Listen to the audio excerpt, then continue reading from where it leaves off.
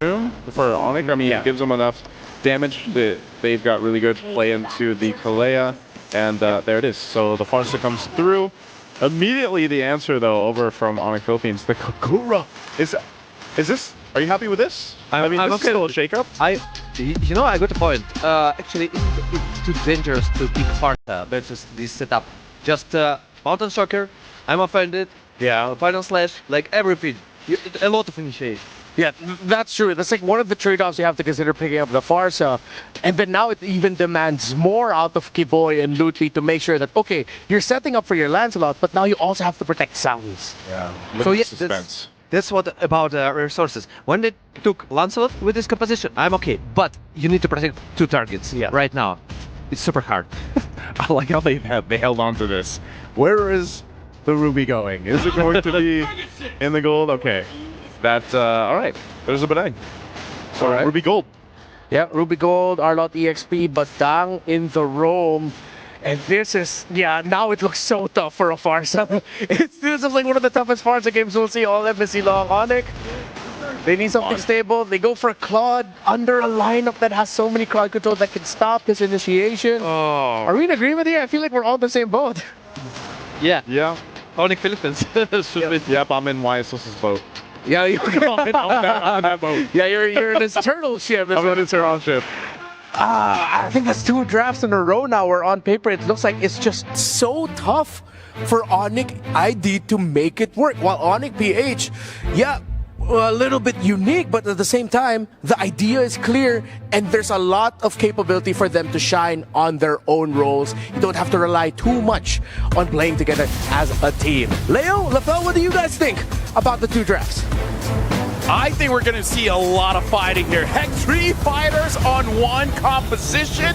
I want to see Onic Philippines pushing it through, but hey, Onic Indonesia with a standard draft here. Maybe they could do something by pushing it all the way to the late game. Welcome, folks, to the 2nd game of this 3rd place matchup. It's me, LaFell, and Leo calling this one. Nothing is impossible given that in the first game of the series, an XP laner, nay, and Edith, with no Sky Piercer, mind you, scored a Savage. So who's to say what and what can happen here in Onic versus Onic? Something I can say, though, this time is much different for this Kalia because, heck, now she has backup with a lot of damage and a lot of range. I kind of feel like that's the important part. I agree with the panel that it is a very difficult draft for this Farsa. But if you win by too much, it won't matter. So that's kind of the goal here coming in from Onic Indonesia. Try to win enough so that even if something happens, they can't outplay you. There's a lot of easy and quick damage coming through, but can that force themselves through the CC? Again, the sheer amount of crowd control that Onic PH have on demand.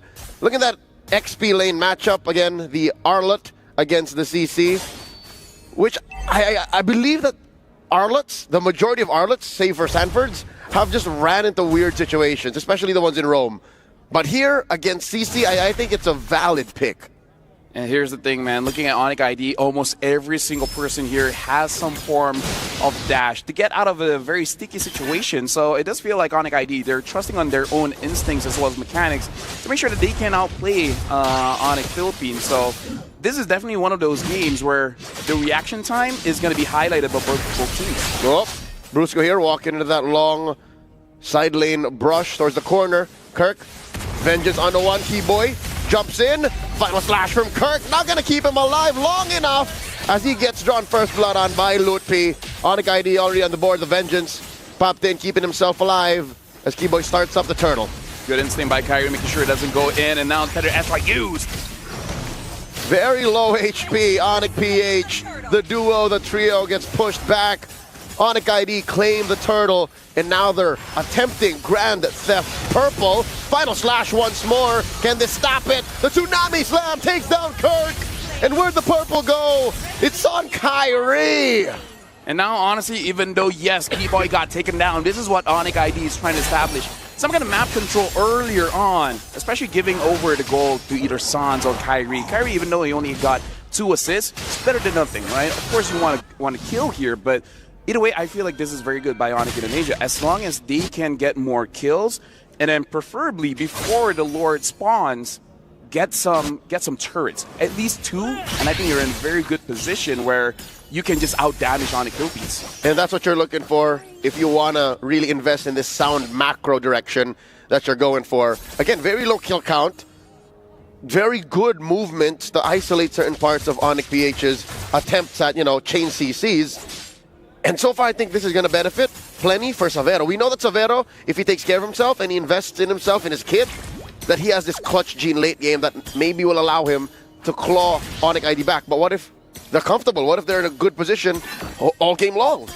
Looking at the rotations here coming in from Onic Philippines, Onic ID, they need to be aware by Turtle 2, it will most likely be 5-man coming in from Onic Philippines. So they have to make a decision whether they want 4v5 or 5v5. And that's 30 seconds from now. They started off already. A Tsunami Slam on the Kirk.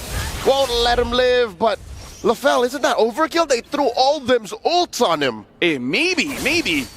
Onic ID is secretly just Destroyer. They really don't like that Arlet. He was in their ear. Yep. And it makes sense because part of the joke, you want to get that final slash out of the equation. That can change the entirety of your approach. Imagine being within retribution range, get hit by that sweeping ult, push to the side, and then suddenly, poof, King Kong steals it.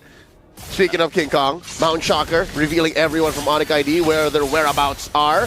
The I'm Offended forcing the response, the Feather Airstrike, and the Vengeance. The Fist Break trying to stop him from getting in the way. King Kong scores it, taking down Lutpi as well, while Kyrie finds Sprint. Tsunami Slam onto one. Kirk flickers back. The break once more, trying to stop the forward momentum of Onic ID, will result in a 2-for-1 trade. Make that a 3, because Onic PH got the turtle. Right now, I feel we can finally hear some noise coming in from Kyrie fans, because how long have they waited for him to use this kind of pick, using the Lancelot, dashing in and out, getting all those kills, and now he's looking amazing. Too long, LaFell, too long. He is so comfortable. You can see it in his movement. This is that same hero that he's used years back to run away from an inevitable death that we all could have sworn he was going to die from.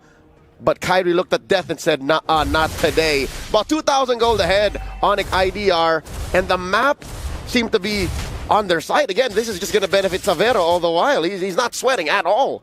Yep, Kyrie making Lancelot look like Lance too much, and again, they're going for one lane. They found Kelra, they want to go for it. Tsunami Slam onto the Ruby. Again, there's only so much you can do as a fighter. You flicker back, you were still going to die regardless. You were right smack dab in the middle of the circumference of that Feathered Airstrike, and there's so much pressure up top. Mountain Shocker used up the stun portion of that ult, going to push back Onic ID. And this is how you make sure that your far side is safe by everyone that can disable you, which is using the ultimate crowd control. Death! Just kill them first! So this is a good initiation coming in from Onic ID. And so far, Kirk not having a good time going up against Lutpi. And Kyrie's here, looks like he's not going to go for any kind of engage, probably saving all those skills for this turtle. Sadly, the one way that the Arlot could have been good into the CC is if you're away from the lane, if you're fighting somewhere else, if you're using your kit in a different way. A Tsunami Slam, serving it up, putting it at the tip of the Feathered Airstrike. Sans wailing away, hits him with 2 salvos, but Kelra survives with a flicker, but he's out of the conversation for this turtle take. Yeah, but again, no Tsunami Slam coming in from Keyboy, so they got to make sure whoever engages next is going to be good. Fist break and a crack on the Lutpi, forcing the Vengeance, putting 3-4 members down of Onic PH very low, and 3 bite the dust. Savero gets a double. Onic ID are running through the super family. I gotta say, man, Barca and Kali are best friends because they make the impossible possible. Have 5 counters on your side. I don't care. This Kalia is going to give so much kill or opportunity for the Farsa to actually be doing much. Right now, we're looking into the replay here where Lutpi was the one that got engaged, but that Vengeance made it so that not only did he survive, but actually got a lot of reflect damage onto Onic Philippines. And this iteration of Lancelot deals so much damage so that that kind of outplay is possible. Back to real life here. Sans just pulled the Feathered Airstrike to try and help Savero clear this wave and possibly take down this turret a notch or two. And I just noticed something. LaFell, this humble skin on Savero's Claude, its blazing duet is deceptively subtle. Yeah. It has a very low visual identity. You barely know that it's going on up until you see your life just at half. Yeah, but speaking of which, looks like another engage going in, but looks like Keyboy caught no one. Oh, an engage! Here comes Brusco punching his way through his problems, through Onic PH's problems, and now Kirk right in the middle, smack dab of 4 members of Onic ID gets punished. Mount Shocker plus a stun, not gonna stop Lutpi's forward momentum, popping that vengeance, keeping Onic ID's momentum up. Onic PH has a tough time asking Onic ID to slow down, to stop moving. They have a lot of crowd control, but again, all of it is being avoided by Onic Indonesia because we're seeing them moving in and out of the team fight quite freely. And I would say this is more on Onic ID having that instinct of dodging all those kills, where we see Kyrie just stopping in his own tracks, anticipating some kind of engage either coming in from Kurt or Brusco. Yep, fundamentally speaking, Onic ID have all of the initiation. Onic ID have all the ways to start fights. Onic PH, what they're really good at is anticipating and reacting. I'm offended, check. Fist crack, fist break, check. Mount Shocker, check. Final slash, check. So that alone is what describes this dichotomy between the Onic ID and Onic PH lineups. One is waiting, the other just saying, let's keep going, let's keep on, let's fight, let's fight, let's fight. Lord here, down to a 3rd, a 5th, an 8th, a 10th, and it's over. A clean take for the Sky Kings. Looks like another engage coming in. Tsunami Slam onto Kirk. It looks like Kirk is going to get taken down. And now Brusco tries to make a play. It looks like Severa is still able to escape. Some Prince trying to get a kill onto him. But double kill for Keyboy. And now Lupi all alone in the front, trying to make some more plays. Kelra tries to get away. A good I'm offended. Pulling in Lupi, but it still survives. So far, so good, so great for Onic ID. Taking 2 kills, suffering none. Plus the Lord along the way, marching down bot. The Super Fam, they can't catch a break again. It's in the nature of these lineups. Who's the beatdown? 99% of the time, it's Onic ID. A feathered airstrike, plus another Tsunami Slam. The final slash catching nobody. Except for Keyboy, he was a little in too deep. Goes down. I like the attempt, but yeah, so far Onic Philippines was able to outplay that, but now Onic ID with 8,000 gold lead. They're able to take a lot on the map. The Lord is still marching in. It's just the first Lord, so it's not going to be that devastating. Plus, looking at the inhibitors, the mid lane still having that Holy Shield does make it very difficult for Onic ID to really end the game. So now it really is about choking Onic Philippines, making sure that they don't get any farm after this. But here's what's scary, Lafel. I have to mention, Onic PH, yes, they are a reactive lineup. Their comp would like to wait for you to try and engage. That's very strong on the high ground defense. It's lethal, especially if you're underneath your tier 3s. And look at this. They're baiting Onic ID. They're saying, hey, look, we're ready for another Tsunami Slam. Keyboy, you want any of us? This is kind of scary because Kyrie did a lot of damage with just the War Axe. Now having the Endless Battle as well, there's going to be a lot more burst damage as well as healing going back into his HP. Looking at King Kong, still respectable amount of damage with the Blade of Despair as well as the Hunter Strike. A lot of penetration cooldown as well as just raw damage, but you really can't compare when the Lancelot have 3 items here. Even having 1 defense item with the Brute Force, making it so that even if you do catch him, it's going to be hard to take him down. Yeah, I'd reckon King Kong is about 1,000 away from finishing his Endless Battle. So that's definitely a big power spike that he can expect.